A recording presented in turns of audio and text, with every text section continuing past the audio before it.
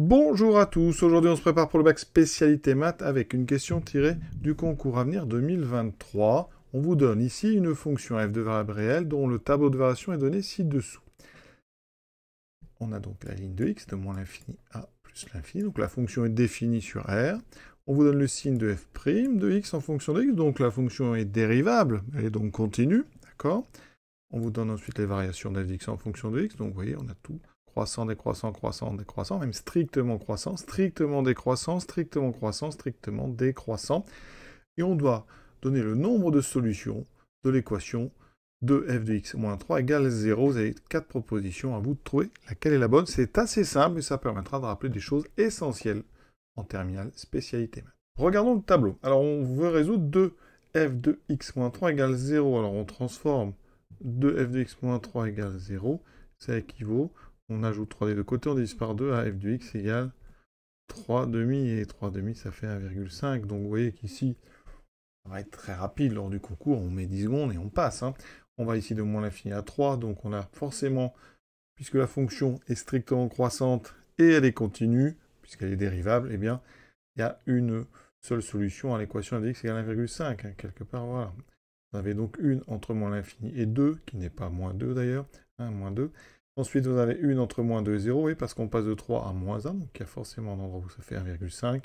Pareil juste après, vous voyez, et pareil dans le dernier intervalle. Donc on a 1, 2, 3, 4 solutions, donc c'est très rapide, normalement, lors du concours, on passe. Alors là, je vais expliquer un petit peu en rédigeant de quel théorème ça vient. Sur moins l'infini moins 2, fermé en moins 2, f est continue, entre parenthèses parce qu'elle est dérivable, puisqu'on nous a donné f', f est strictement croissante, de toute façon les flèches dans les tableaux traduisent la continuité aussi, et on a l'image de l'intervalle, donc moins l'infini, moins 2, qui est égal, d'accord, à l'intervalle moins l'infini, 3. Et donc le théorème qu'on utilise, alors il a deux noms. Son nom, vraiment, c'est le théorème de la bijection. Sinon, c'est le corollaire du théorème des valeurs intermédiaires, donc le fameux TVI.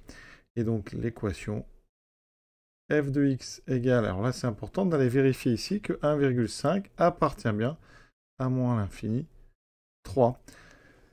D'accord, il est atteint, donc l'équation f de x égale 1,5 admet une unique solution sur l'intervalle, donc moins l'infini moins 2. Alors une autre façon de rédiger, sans donner ici cette image de f, on fait plus simple.